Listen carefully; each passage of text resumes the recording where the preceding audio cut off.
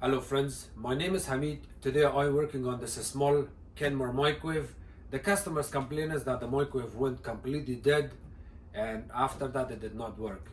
So when you go in a customer house or if it's your own microwave, the first thing you do is when the microwave is dead or it's not working, you have to disconnect it from the plug.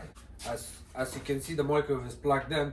The first thing you want to do is disconnect it, wait for a couple of seconds, plug it back again, open the door, close it, and see if the light comes on.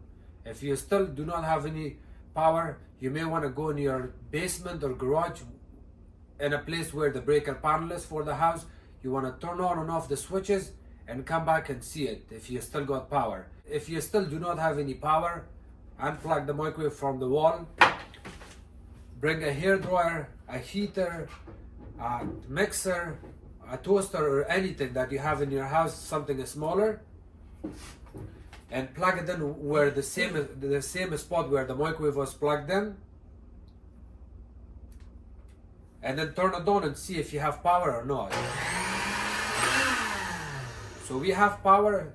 That confirms that the wall outlet or the power coming into the microwave is good. Now we're going to open the microwave apart and see what's causing this issue.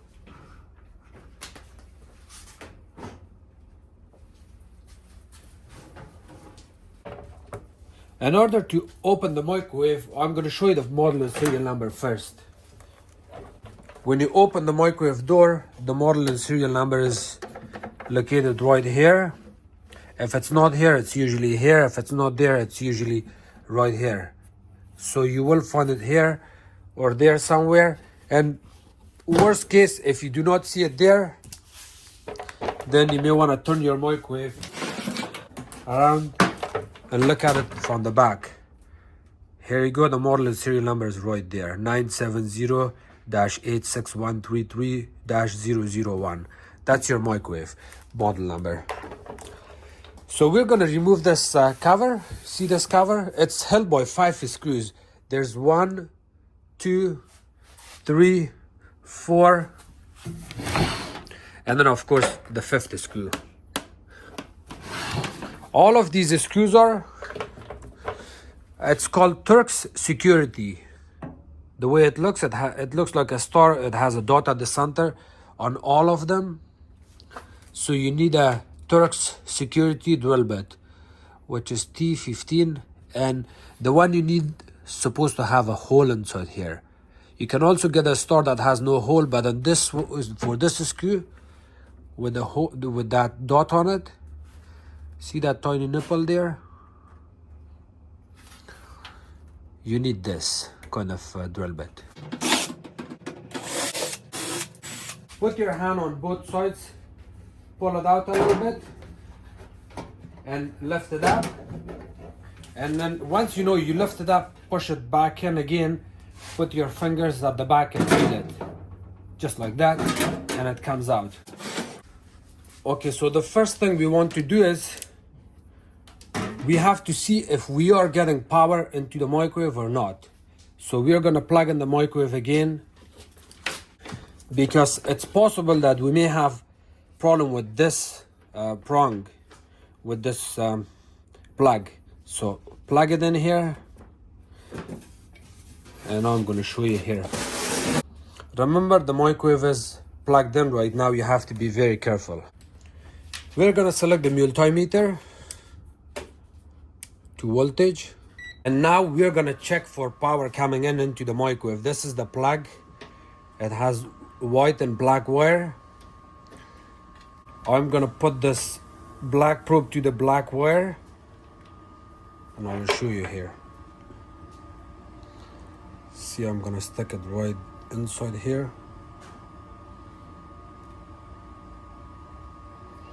And then I'm going to put this one on the white one.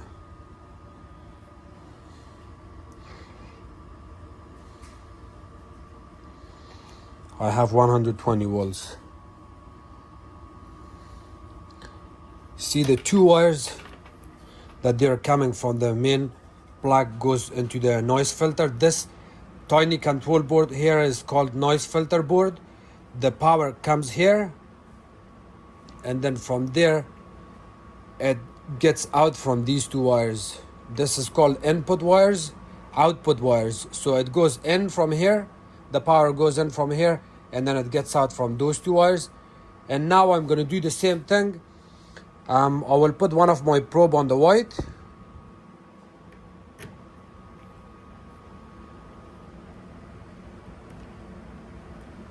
And I'm going to put another probe on the black. So I do not have 120 volts coming in. If you are getting power from the main plug that goes here to input, the white wire goes there, black goes there, and you are getting 120 volts, but it does not come out from here, that means the fuse is blown. And I'm going to check this fuse for continuity. I will select my meter with the noise on continuity, touch my probes together to make sure I hear a noise. And now I'm going to put one of my probe here, another one on the other side of the fuse. I should have noise. If I don't have noise, that means my fuse is blown. I'm going to have to replace that fuse. But remember, never replace your fuse unless you know what caused the fuse to blow. If you don't know why the fuse blow, you never replace it. Maybe you replace it, take your chances on it, but you have to go through a little bit of testing to see what's causing this fuse to blow. If I get the microwave from a customer that they replace the fuse and it blew again, the first thing I want to do is I pull out the fuse and read the reading on it.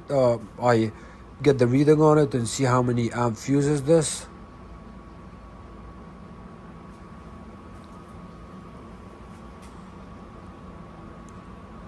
So you can see here,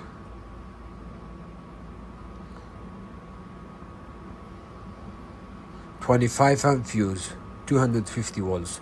So the fuse is okay, because I've seen in some customer microwaves they added a 2 amp or 5 amp fuse, and of course this microwave you want to use minimum 15 amps, not less, and it blew the fuse again, and that's why the customer brought the unit to me, or they called me to go in their house and check it. So the fuse is blown, and now the next thing I want to do is I will check my micro switches to see if my micro switches are bad. If the micro switches are bad, it will also blow the fuse for safety reason. To check the micro switches, I'm gonna have to check for continuity on all of these. That beeps, the beep tells me that it has continuity, no continuity. So between these two wires, anywhere you see on the microwave, on the micro switch wires, you got two wires, you have to get the reading. It's a good idea to disconnect the wires to get the reading, but I do not have to do that because it's easier for me to test it like this. And I can confirm it if there's a real problem here. Okay, so when I touch these pins here, I have no continuity, which is okay. When we close the door, I should have continuity, which is normal, and that's okay. This switch is okay. And now I'm gonna check the bottom one, the middle one. There's one switch there, another one, the one pin there, one pin here. Okay, so when the door is closed, I have continuity. When the door is open, when the door is closed, I have no continuity. But when we open the door, I should have continuity if the switch is okay. Okay, so that tells me that this micro switch is also okay. And I also have another one all the way at the bottom that you might not be able to see it easily, but I'll try my best to show you.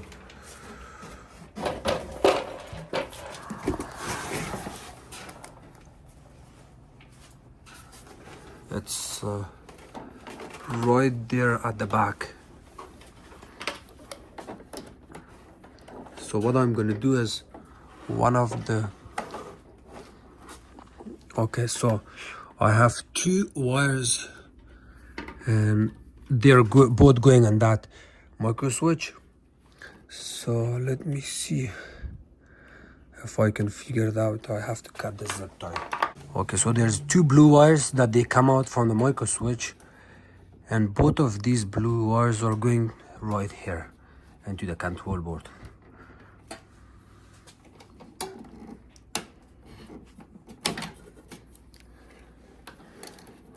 Okay, so these two wires, I'm gonna check for continuity. Thank you. So one probe goes here, another one goes here. Okay, so I have continuity when the door is closed. When the door is open, I should not have any continuity. Can you open it again, please? Thank you. So I have no continuity. That's good. I will reconnect this back in.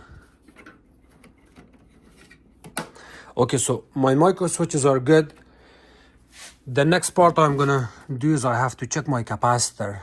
This is the capacitor. Before I check the capacitor, I actually forgot to tell you this. Anytime you start working on a microwave, the first thing before you even touch or test anything, you want to discharge a capacitor. By discharging capacitor, you need an insulated needle nose plier. You have to touch the two probes and there on those two pins on the capacitor. Just touch it like that. If you don't know how to discharge a capacitor, on my channel I have a couple videos showing how to discharge a capacitor, and that video will also explain it to you how to discharge it. So it's good, you just touch it like this. This is enough. You discharged it, and now what I'm gonna do is I will have to check the capacitor each wire to the ground. So I'll touch it here, and then the next part is to touch the cavity of the microwave somewhere, even on the transformer, and here, anywhere. Usually the ground is up there. You have to touch the ground wire in that pin on the capacitor. That seems okay. I should not have any continuity anywhere. And then now I'm gonna touch this other side of the capacitor. No continuity. That also tells me the capacitor is good. I'm just checking the capacitor to make sure it's not grounded. If you get continuity on this capacitor, checking it like this, that means it's shorted to ground, or it's yes, it's shorted, and that usually doesn't blow the fuse. It actually trips the breaker in the house. The last thing I want to do is I will check my magnetron and transformer to ground. So each of these pins to ground, it's not grounded. I do not have any continuity. No continuity. That means my magnetron is good. And now I'm going to check each pin from the transformer to ground. Each pin from transformer to ground. Everything seems okay on the transformer side. And now I will still hold it to ground. I still hold it to ground, and now I'm going to check my fan. This cooling fan. Not shorted to ground, not shorted to ground. And the other part I can check is the light bulb for inside of the microwave. Not shorted to ground, not shorted to ground. This confirms that there's nothing wrong with the microwave. The last part is that I did not check, which is not very common, is the turntable motor tray, which is located at the bottom of the microwave. You can also check that to ground from each pin, but I do not think that's the problem. So to me, it looks that possibly the customer had a power surge in the house, or someone really slammed the door, caused the switches to not work, malfunction, and damage the fuse. I'm going to replace this fuse, and we are going to test the microwave if it blows it again or not. I have this fuse.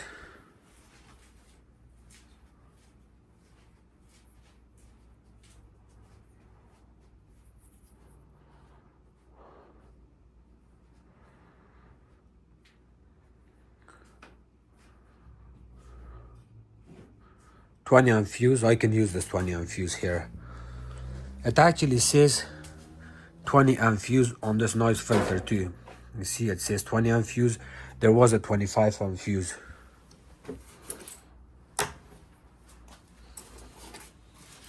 Thank you. Did you replace 2 carbon brushes on that washer? No? You replaced 2 carbon brushes, right? Yeah. Do you need more for your stock or you have? You don't have any? No. Okay, please. One. Okay, please write down for my brother to order 2 carbon brushes for your stock. The airway kit, you also need 1 airway kit. Just tell him. Where's the airway kit? Okay, let me just finish this and I'll come and see you. I added the fuse. I have plugged it in. And it seems okay, so what I'm gonna do now is put a small cup of water here.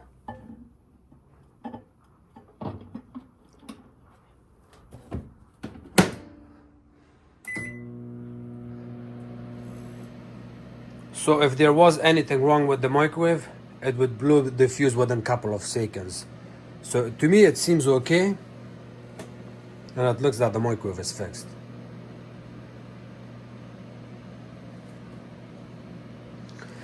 Just to let you know, it will also tell you on the top of the microwave for primary, secondary, and the other switches and fuses and everything. If you need help, you can also follow this for interlock switch monitor testing. Okay, so the microwave is good now. So I could not find any good reason for the microwave fuse to blow. But as far as I know, everything seems okay and everything tested okay. It's possible that if the magnetron is bad, you will also have similar issue. But I tested the magnetron, it's not shorted to ground. In some cases, it's possible that the magnetron has a, let me show you something. Magnetron has this antenna here. If this burns, it's not burned, but if it burns, you cannot see it. Even if you test the magnetron, it will still give you a good reading, but in reality, because this is burned, microwave will run for 5 to 7 minutes and it gets really hot.